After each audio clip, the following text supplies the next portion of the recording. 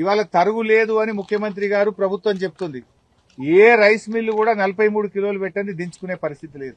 తెగేసి చెప్తున్నారు ఇలా రైస్ మిల్లులు స్పష్టంగా చెప్తా ఉన్నారు. మరి బాధ్యత కలిగిన అధికారులను అడిగితే మీరే మిల్లులతో మాట్లాడుకోండి, ఏడుకో ఆడికి చేసుకోండి అని అధికారులు కూడా చేతులు ఎత్తేసిన పరిస్థితి ఉంది. ఇలా క్వింటాల్ మీద 3 నుంచి 5 కిలోల తరుగు పెడతా ఉన్నారు.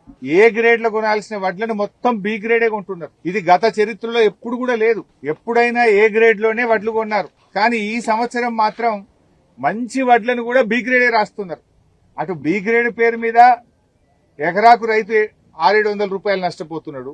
ఇటు తరుగు పేరు మీద 3 కిలోల నుంచి 5 కిలోలు తరుగు పెడితే దీని మీద రైతు దాదాపు 3,000 రూపాయలు నష్టపోతా ఉన్నాడు. 2 రకాలుగా రైతుకే నష్టమైతా ఉంది. ఇటు హమాలీ ఛార్జీలు, లారీలు కూడా ఏమైతున్నాయి, వెయిటింగ్ ఉందని చెప్పి లారీ డ్రైవర్లు కూడా రైతుల దగ్గర డబ్బులు వసూలు చేస్తున్నారు. ట్రాక్టర్ల మీద పెడితే 3 రోజుల దాకా అన్లోడ్ అయితే లేదని ట్రాక్టర్లకు కూడా 3 అంతలు 4 అంతలు ఇవాళ రవాణా ఛార్జీలు కూడా పెరిగి అది కూడా రైతుల మీదనే భారం పడతా ఉంది. ప్రభుత్వం ధాన్యం కొనుగోలు విషయంలో పూర్తిగా విఫలమైపోయింది. ఈ ప్రభుత్వం యొక్క బాధ్యత రహిత్యం వల్లనే ఈ రకంగా జరిగింది. మొదలు 90-95 లక్షల మెట్రిక్ టన్నులు కొంటామన్న ఉత్తమ్ కుమార్ రెడ్డి ఇప్పుడు 70 కొంటా అంటుండు. ఎందుకు తగ్గిస్తున్నావు?